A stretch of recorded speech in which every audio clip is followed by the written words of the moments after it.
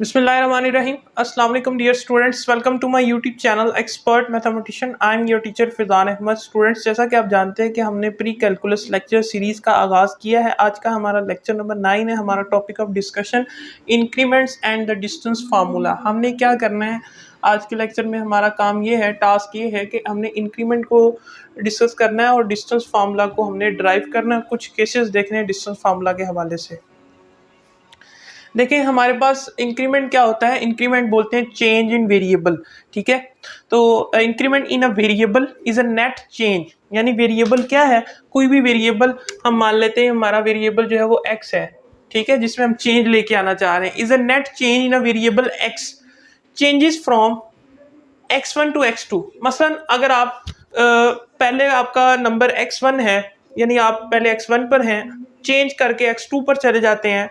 x1 और x2 जो है वो इक्वल नहीं है, ठीक है, यानी कुछ चेंज है, ठीक है। तो the increment in x is denoted by del x and x2 minus x1। ये चेंज आएगा। इसका मतलब ये है कि मिसाल के तौर पर ये ओरिजिन से मैंने सिर्फ एक एक्सिस ड्रॉ किया। अगर आप देखें कि ओरिजिन से x का x1 तक गए हैं तो ये जो डिस्टेंस है वो x1 है। अगर आप फिर ओरिजिन से x2 तक जाते हैं और ये x2 है, ठीक है, तो x1 और x2 के दरमियान जो हमारा चेंज आएगा, जो जितना चेंज आएगा उसको हम इंक्रीमेंट बोलते हैं। जैसे फॉर एग्जांपल, मिसाल के तौर पर अगर हम देखते हैं कि यहाँ पर हम 1 पर हैं अगर, और हम 3 पर जाते हैं, ठीक है, 1 से 3 पर, यानी 1x1 है और 3x2 है, तो 3 माइनस 1, तो हमारा वेरिएबल में चेंज जो आएगा वो 3 माइनस 1 जो कि 2 आएगा। यानी इसके दरमियान जो डिस्टेंस होगा हमारा वो 2 होगा, ठीक है। अच्छा, ये ऑलवेज क्या रहेगा? पॉजिटिव। इंक्रीमेंट डिक्रीमेंट के अंदर नेगेटिव हो सकता है क्योंकि आप उसमें बैकवर्ड की तरफ मूव करते हैं, लेकिन अब हम इंक्रीमेंट की बात कर रहे हैं। आगे डिस्टेंस फार्मूला आप सबको पता है, किसी भी दो पॉइंट के दरमियान कोऑर्डिनेट एक्सिस में कोई दो पॉइंट्स ऑर्डर्ड पेयर्स के दरमियान हम फासला निकाल सकते हैं with the help of distance formula. आगे हमने जो देखा था, किसी भी दो नंबर्स के दरमियान, रियल नंबर्स के दरमियान फासला निकालने के लिए रियल लाइन के ऊपर, वो भी यही था कि हमने क्या कहा था कि ये चीज़ थी, किसी भी दो नंबर्स के दरमियान x और y के दरमियान, ठीक है, उसके लिए था x माइनस वाई, ठीक है, उसका मॉडुलस ये हमारा था। अब थोड़ा सा चेंज करेंगे, यानी कोई दो पॉइंट होंगे जो कि कोऑर्डिनेट एक्सिस के ऊपर लाई करेंगे। आगे देखें, प्रूव दैट, ये थ्योरम है हमारा, prove that the distance d p1 and p2 be any two points p1 and p2, कोई भी दो पॉइंट है, फर्ज कर लेंगे, उनके दरमियान डिस्टेंस मालूम करेंगे, is given by d p1 and p2। ये हमारे पास क्या है? ये हमने प्रूव करना है कि चेंज इन x का स्क्वायर प्लस चेंज इन y का स्क्वायर वेरिएबल, उसको हम ऐसे लिख सकते हैं, इन दोनों का स्क्वायर और उसका अंडर रूट, इसको हमने प्रूव करना है। पहले डायग्राम को समझें। डायग्राम में क्या है कि हमने डिस्टेंस निकालना है दो पॉइंट के दरमियान। हमने एक पॉइंट लिया P1, लेट से कोई भी एक पॉइंट P1 है, ये कोई P2 है, कोई डिफरेंट दो पॉइंट लिए, इसके दरमियान जो ग्रीन फासला है ये हमने फाइंड आउट करना है डिस्टेंस। तो उसकी हम हेल्प ये लेते हैं कि हम यहाँ पर with the help of Pythagoras theorem, एक ट्राइंगल, राइट एंगल ट्राइंगल के ऊपर, उसकी मदद से हम इसको सॉल्व कर लेते हैं। देखते हैं करते क्या है कि हम किसी भी पॉइंट को अगर ड्रा करते हैं कोऑर्डिनेट एक्सिस के ऊपर, तो रेक्टेंगुलर कोऑर्डिनेट एक्सिस के ऊपर, तो करते कैसे हैं कि एक्स वाला पॉइंट अगर हम ड्रा करना चाह रहे होते हैं तो उसका एक्स से फासला लेते हैं और वाई वाला वाई से फासला लेते हैं। तो देखें, मैंने यहाँ से यहाँ तक गया और फिर वाई यहाँ से यहाँ तक गया, तो ये चीज़ यहाँ पर एक पॉइंट बनेगा जिसे x1 और y1 कहेंगे, जिसे ऑर्डर्ड पेयर की शक्ल में लिखेंगे। इसी तरह P2 कैसे ड्रा हुआ है? ओरिजिन से x2 तक, यानी यहाँ तक इसको x2 कह दिया, इधर तक गए, और फिर ओरिजिन से यहाँ तक गए, तो यहाँ पर कहीं पॉइंट बनेगा जिसे x2 y2 कहेंगे, ठीक है। हम एक और पॉइंट फर्ज कर लेते हैं जो कि इसके दरमियान में आ रहा है, ठीक है। अब देखें, इनको हमने मिला दिया आपस में, इनको हमने क्या कर दिया? मिला दिया। ये पॉइंट क्या होगा? x2, यानी यहाँ से x2 और यहाँ से x1, ये ऑर्डर्ड पेयर इस शक्ल में होगा। तो आप ये देख रहे हैं कि ये हमारे पास ये एक राइट एंगल ट्राइंगल बन गई है, ठीक है, this is a right angle triangle. तो इसके ऊपर पाइथागोरस थ्योरम लगाया जा सकता है, क्योंकि हमें पता है कि पाइथागोरस थ्योरम ही इसकी साइड्स को सॉल्व करने के लिए यूज किया जाता है। और भी यूज किए जा सकते हैं, लेकिन पाइथागोरस थ्योरम वाहद है जो कि राइट एंगल ट्रायंगल को फॉलो करता है। देखें यहां से अगर हम देखें मिसाल के तौर पर ये कोई 2 पॉइंट है, इनके दरमियान अगर हमने फासला निकालना है, कौन सा फासला है, वाई एक्सिस के ऊपर। मिसाल के तौर पर ये भी रियल लाइन है कोई 2 नंबर्स के दरमियान, तो उसका यूज करेंगे ये वाली डेफिनेशन को, ठीक है। तो y2 minus y1, y1 minus y2 भी हम कर सकते हैं, ठीक है, क्योंकि y एक्सिस पर निकालना चाह रहे हैं ये। अब आप देखें ये x एक्सिस वाला, यहां पर x2 है, यहां पर x1 है, तो x2 माइनस x1, ठीक है, रियल नंबर ही है दो, तो ये हमने इसका निकाल लिया। अब पाइथागोरस थ्योरम यूज करेंगे, हाइपोटेन्यूस है, ये परपेंडिकुलर है, ये बेस है, यहाँ पर 90 डिग्री का एंगल बन रहा है, ठीक है, तो यूज करते हैं। अब हमने क्या कहा, if x1 is not equal to x2 and y1 is not equal to y2, then हम डिस्टेंस फार्मूला निकाल सकते हैं। Then according to that figure the point P1 and P2 and C are the vertices of the right angle. अब देखें ये 3 vertices हैं, P1, C and P2, ये right angle के वर्टिसेस हैं, यानी किनारे हैं। बाय पाइथागोरस थ्योरम लगाया जा सकता है क्योंकि ये राइट एंगल ट्रायंगल है। तो क्या करेंगे, हाइपोटेन्यूस ये है, इसका square is equal to base square plus perpendicular square.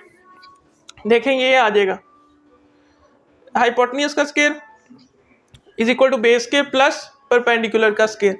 तो अब इनकी वैल्यूज जो हमने इनका डिस्टेंस निकाला with the help of that definition we which discussed earlier in the previous lectures, तो देखें x2 माइनस x1 ये चीज इसका स्क्वायर, इसी तरह इसका स्क्वायर आ जाएगा। आगे देखें तो यहाँ पर मॉडुलस भी है और स्क्वायर भी है। तो मॉडुलस क्या करता है आपका, हमेशा मॉडुलस क्या देता है आपको, पॉजिटिव रियल नंबर देता है। तो इससे क्या होगा कि स्क्वायर भी लगाया मॉडुलस भी लगाया, तो मॉडुलस को हम खत्म भी यहाँ पर कर सकते हैं, ठीक है, क्योंकि ऑलरेडी इसके ऊपर स्क्वायर आ गया। तो यहाँ से मॉडुलस को हम रिमूव भी कर सकते हैं, लगा भी दें तो कोई इतना इशू नहीं है, क्योंकि स्क्वायर लगा दें या मॉडुलस लगा दें, ऑलवेज उसने क्या देना है, पॉजिटिव वैल्यू देनी है। तो अब यहाँ से मुझे ये डिस्टेंस निकालना है, ये वाला P1 और P2 के दरमियान, डी P1 एंड P2। तो मैंने दोनों तरफ अंडर रूट ले लिया, तो इधर से हमारे पास ये डिस्टेंस आ जाएगा। इसको हम ऐसे भी लिख सकते हैं, increment change in x square plus change in y का स्क्वायर, ठीक है। ये जो एक्चुअल में दरअसल हम प्रीवियस डेफिनेशन को ही यूज कर रहे हैं, जो कि मॉडुलस के साथ मैंने आपको बताया था कि उसकी प्रैक्टिकल एप्लीकेशन क्या होती है कि रियल नंबर के दरमियान हम डिस्टेंस फाइंड आउट कर सकते हैं, क्योंकि यहाँ पर हम रियल नंबर ही हैं लेकिन दोनों चेंज आ रहा है, दोनों में चेंज आ रहा है, एक्स वेरिएबल में भी और वाई में भी। तो उस लिहाज से हम ये फार्मूला चूज करेंगे, ठीक है। अब नेक्स्ट आगे हम जो देखते हैं कुछ केसेस हैं कि अगर हमारे पास के एक्स वेरिएबल में चेंज आता है, वाई में चेंज नहीं आता, तो ये फार्मूला किस शक्ल, कौन सी शक्ल इख्तियार कर जाएगा।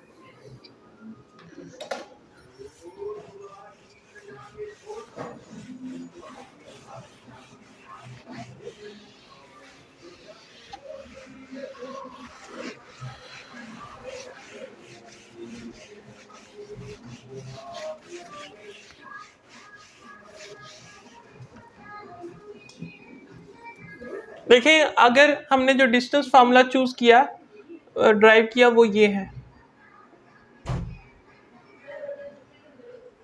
चेंज इन एक्स का square plus change in Y का स्क्वायर, ठीक है। तो केस बनाते हैं दो, कि अगर केस 1 जो है उसमें अगर हमारे पास if x1 is equal to x2, यानी एक वेरिएबल जो है वो सेम हो जाएगा, तो उसमें चेंज क्या होगा, 0 होगा। क्योंकि देखें अगर आप इसमें चेंज निकालते हैं, इसमें चेंज अगर निकालते हैं तो वो 0 आएगा। कैसे, क्योंकि आप कह रहे हैं x2 माइनस x1, तो ये दोनों सेम हो जाएंगे, तो यहाँ से x2 माइनस x2 जो कि क्या आंसर देगा आपके पास, ये 0 देगा, ठीक है। तो आप क्या कह रहे हैं कि वेरिएबल x में चेंज नहीं आया, ठीक है, वेरिएबल x में चेंज नहीं आया, तो दो पॉइंट्स P1 और P2 के दरमियान जो हमारा डिस्टेंस निकलेगा वो कौन सा फार्मूला इख्तियार करेगा?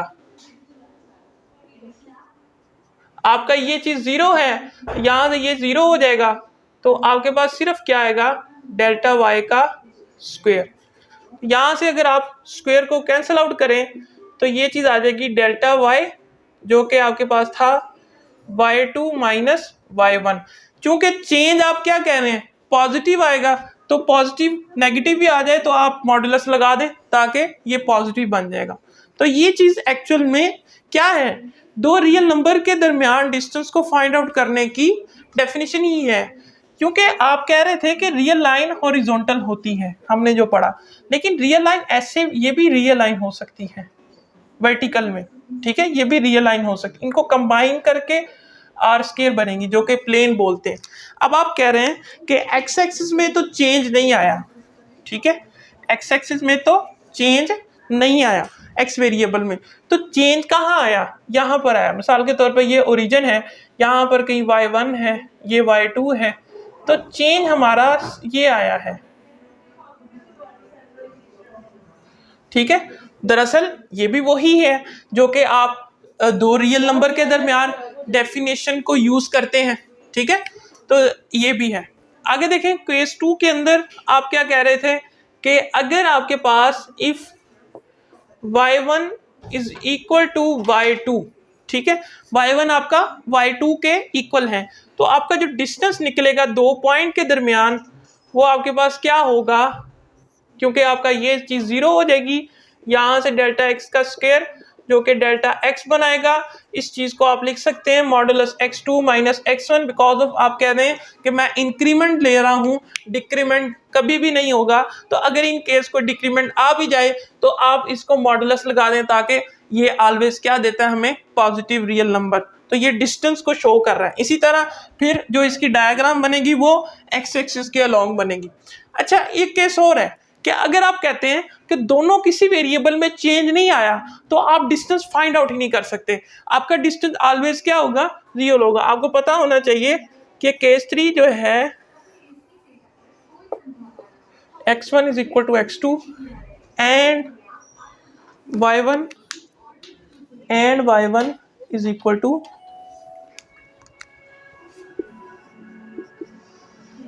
तो विच मीन्स दैट कि डेल्टा x भी 0 है एंड डेल्टा y भी 0 है। तो उसका मतलब है कि आपका जो दो पॉइंट्स के दरमियान डिस्टेंस आएगा वो ऑलवेज 0 आएगा, क्योंकि ये भी 0 ये भी 0। इसका मतलब क्या? डायग्रामेटिकली देखें तो कोई भी पॉइंट है वो कहाँ पड़ा हुआ है? वो दोनों पॉइंट सेम हैं। यानी आप पहले कह रहे थे कि P1 और P2 के दरमियान हम डिस्टेंस निकालना चाह रहे हैं, तो वो पॉइंट P1 नहीं होगा, वो पॉइंट दोनों सेम होंगे, यानी कि P2 भी P1 भी इसके ऊपर ही पड़ा होगा, तो वो तो फासला उनका 0 आएगा, डिस्टेंस तो उनके दरमियान होगा नहीं। तो इसका मतलब है कि आपके P1 जो है वो P2 के इक्वल है। ये चीज़ आप कह रहे हैं कि दोनों पॉइंट क्या हैं? सेम है, तब आपका डिस्टेंस क्या होगा? 0 होगा। तो ये तीन केसेस हमने डिस्कस किए। एक केस ये था पहला जिसमें चेंज आएगा तो आप डिस्टेंस फार्मूला दोनों वेरिएबल्स में, तो आप ये डिस्टेंस फार्मूला यूज़ करेंगे। उसके अलावा आपने डिफरेंट केसेस बनाए, वही चीज़ जो आपने कहा था कि रियल लाइन के ऊपर आप कह रहे थे दो नंबर्स के दरमियान डिस्टेंस फाइंड आउट करने के लिए जो कि मॉडुलस की डेफिनेशन आप इस्तेमाल करते हैं, ये ऑलवेज आपको क्या देता है? पॉजिटिव रियल नंबर देता है, ठीक है। क्योंकि डिस्टेंस है ये ऑलवेज क्या होगा? पॉजिटिव होगा, डिस्टेंस कभी नेगेटिव नहीं हो सकता, उसके लिए मॉडुलस लगाएंगे, ठीक है। दूसरे केस में आपने देखा कि y में चेंज नहीं आएगा, x में आएगा, तो सिर्फ x वेरिएबल का इस्तेमाल करेंगे, इंक्रीमेंट देखेंगे। थर्ड केस के अंदर किसी में भी चेंज नहीं आएगा, तो दोनों इंक्रीमेंट किसी में भी नहीं होगा, तो वो जो डिस्टेंस है इनके दरमियान वो 0 है। उसका मतलब है कि वो दोनों पॉइंट कहीं सेम है, चाहे ओरिजिन पर हो चाहे कहीं प्लेन के ऊपर नेगेटिव डायरेक्शन में या पॉजिटिव डायरेक्शन में, तो वो कहीं दोनों सेम है, एक दूसरे के ऊपर पड़े हुए पॉइंट, उनके दरमियान डिस्टेंस तो होगा ही नहीं क्योंकि वो एक दूसरे के बिल्कुल ऊपर पड़े हुए हैं, सेम पॉइंट है। नेक्स्ट मिलते हैं नेक्स्ट वीडियो में। चैनल को सब्सक्राइब कर दें और बेल आइकन को ज़रूर दबाएं ताकि आपको हमारी लेटेस्ट अपडेट और वीडियोस मिलती रहे।